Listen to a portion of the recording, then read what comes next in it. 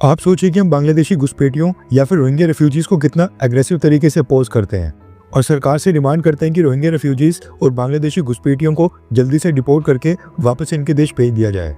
Same चीज़ आज की date में वेस्टर्न कंट्रीज के लोग भी फेस कर रहे हैं। जिस तरह से हम बांग्लादेशी और रोहिंग्या रेफ्यूजी से परेशान हैं, वेस्टर्न एंड यूरोपियन कंट्रीज में वहाँ के लोग इमिग्रेशन से परेशान हैं। वेस्टर्न कंट्रीज के अंदर इमिग्रेशन काफ़ी तेज़ी से बढ़ रही है। लीगल और इलीगल दोनों तरीकों से ही लाखों इमिग्रेंट्स हर साल वेस्टर्न कंट्रीज के अंदर एंटर हो रहे हैं, जिसकी वजह से वहाँ के लोकल्स की लाइफ अब काफ़ी ज़्यादा इम्पैक्ट होने लगी है। इमिग्रेंट्स उनकी जॉब खा रहे हैं।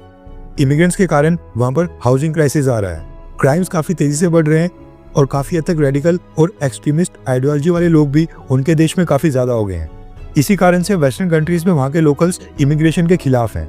अब आप सोचिए कि यूके यानी कि ब्रिटेन और फ्रांस में रेडिकलाइजेशन इतनी बढ़ गई है कि वहाँ पर अब कट्टरपंथी ताकतें शरिया कानून लगाने की मांग कर रहे हैं। लोग बुर्का को लीगल राइट बनाने की मांग कर रहे हैं। इसलिए जब भी वेस्टर्न कंट्रीज में वहाँ के लोग इमिग्रेशन के खिलाफ आवाज़ उठाते हैं तो हम उनको गलत नहीं बोल सकते हैं। अगर वो लोग ऐसा करके गलत है तो फिर हम जो रोहिंग्या रेफ्यूजीज और बांग्लादेशी घुसपैठियों का विरोध करते हैं वो भी गलत होगा। अब क्योंकि सभी वेस्टर्न कंट्रीज में इमिग्रेशन और इंटरनेशनल स्टूडेंट्स के खिलाफ माहौल बन रहा है, ये मुद्दा वहाँ की पॉलिटिक्स का भी इशू बन गया है, जिसकी वजह से वेस्टर्न कंट्रीज की गवर्नमेंट्स भी अब कहीं ना कहीं ऐसी पॉलिसीज ला रही हैं जिससे इंटरनेशनल स्टूडेंट्स और इमिग्रेशन के ऊपर रोक लगाई जाए। इसी कड़ी में ऑस्ट्रेलिया की सरकार ने भी रिसेंटली ऐसे स्टेप्स उठाए थे जिससे इंटरनेशनल स्टूडेंट्स और इमिग्रेशन के ऊपर रोक लगे। कुछ महीने पहले ऑस्ट्रेलिया की सरकार ने एक नई वीज़ा पॉलिसी इंट्रोड्यूस की थी जिसमें इंटरनेशनल स्टूडेंट्स और इमिग्रेंट्स के ऊपर क्रैकडाउन किया गया था। नई पॉलिसी में वीज़ा रूल्स को स्ट्रिक्ट बना दिया गया था। अब इसकी वजह से जो इंडियंस वर्क वीज़ा के ऊपर ऑस्ट्रेलिया जाना चाहते थे उन्हें भी काफ़ी परेशानी हो रही थी, जिसके बाद भारत सरकार ने ऑस्ट्रेलिया की गवर्नमेंट के ऊपर प्रेशर डाला कि इंडियंस के लिए वीज़ा रूल्स में थोड़ी कंसेशन दी जाए, क्योंकि भारत के इमिग्रेंट्स का ट्रैक रिकॉर्ड बाकी देशों के मुकाबले काफ़ी अच्छा रहता है और हम दूसरी कंट्रीज़ में जाकर वहाँ की इकॉनमी में ही कंट्रीब्यूट करते हैं।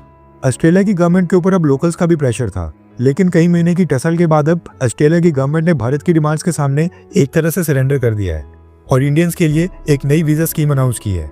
रेफरेंस के लिए आपकी स्क्रीन के ऊपर आर्टिकल का स्क्रीनशॉट है।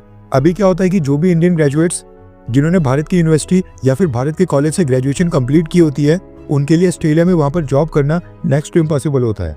उनको अगर ऑस्ट्रेलिया में वहाँ पर जॉब करनी है तो वहाँ के लिए एक ऑस्ट्रेलियन स्पॉन्सर चाहिए होता है, वहाँ की किसी कंपनी का अपॉइंटमेंट लेटर चाहिए होता है या फिर किसी ऑस्ट्रेलियन एम्प्लॉयर से इन्विटेशन लेटर की रिक्वायरमेंट होती है। उसके बिना ऑस्ट्रेलिया का वर्क परमिट या फिर वहाँ का रेजिडेंसी परमिट लेना नेक्स्ट टू इम्पॉसिबल होता है। इसीलिए भारत के ग्रेजुएट्स, आपने देखा होगा कि हाई स्टडीज़ के नाम के ऊपर पहले ऑस्ट्रेलिया का स्टूडेंट वीज़ा लेते हैं, यानी कि भारत में ग्रेजुएशन करने के बाद भी दोबारा से ऑस्ट्रेलिया में ग्रेजुएशन करते हैं और वहाँ पर हाई स्टडीज़ के साथ साथ जॉब्स ढूंढने का काम करते हैं। एंड आपको पता है कि ऑस्ट्रेलिया में ग्रेजुएशन करना, इसमें लाखों करोड़ों रुपीस खर्च हो जाते हैं। लेकिन अब ऑस्ट्रेलिया की गवर्नमेंट ने भारत के ग्रेजुएट्स के लिए मेट स्कीम अनाउंस की है, mobility arrangement for talented early professional scheme, जिसकी मदद से इंडियंस को बिना स्पॉन्सरशिप या इन्विटेशन लेटर के 2 साल का ऑस्ट्रेलिया का वीज़ा प्रोवाइड किया जाएगा। और ये वीज़ा 2 ईयर रेजिडेंसी प्रोग्राम के साथ आता है, यानी इंडिया से ग्रेजुएशन कंप्लीट करने के बाद इंडियंस 2 साल तक ऑस्ट्रेलिया में जॉब ढूंढ सकते हैं और अपनी फील्ड में वहाँ पर वर्क एक्सपीरियंस ले सकते हैं, और वो भी वहाँ पर रहते हुए। भारत की ग्रेजुएशन डिग्री या फिर उससे ऊपर की डिग्री एप्लीकेशन के पिछले 2 साल में कंप्लीट होनी चाहिए और स्टूडेंट की एज एप्लीकेशन के समय 30 साल से कम होनी चाहिए। आईलेट्स का स्कोर 6 से ज़्यादा होना चाहिए, यानी कि मिनिमम 6 है।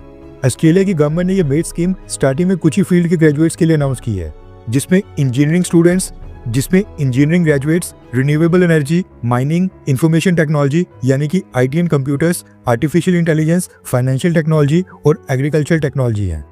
ऑस्ट्रेलिया ने कहा है कि वो स्टार्टिंग में स्कीम में 3000 एप्लीकेंट्स को ही लेंगे एंड इसका रिस्पॉन्स देखकर बाद में संख्या बढ़ाई जा सकती है। सीट्स थोड़ी कम है क्योंकि उनको केवल सीरियस कैंडिडेट्स चाहिए। अब सबसे इंपॉर्टेंट पॉइंट यहाँ पर है, ऑस्ट्रेलिया की सरकार बिना किसी स्पॉन्सर के 2 साल की रेजिडेंसी भी ऑफर कर रही है, वो भी इंडियन कॉलेज से ग्रेजुएशन के बाद ही। एंड थैंक्स टू हमारे क्वाड पार्टनर ऑस्ट्रेलिया की सरकार, जिसने भारत सरकार की डिमांड पूरी कर दी है। और विदेश मंत्री जयशंकर सर की जितनी तारीफ की जाए वो भी कम है। उन्हें पता है कि सामने वाले देश से कैसे अपना काम निकलवाना है।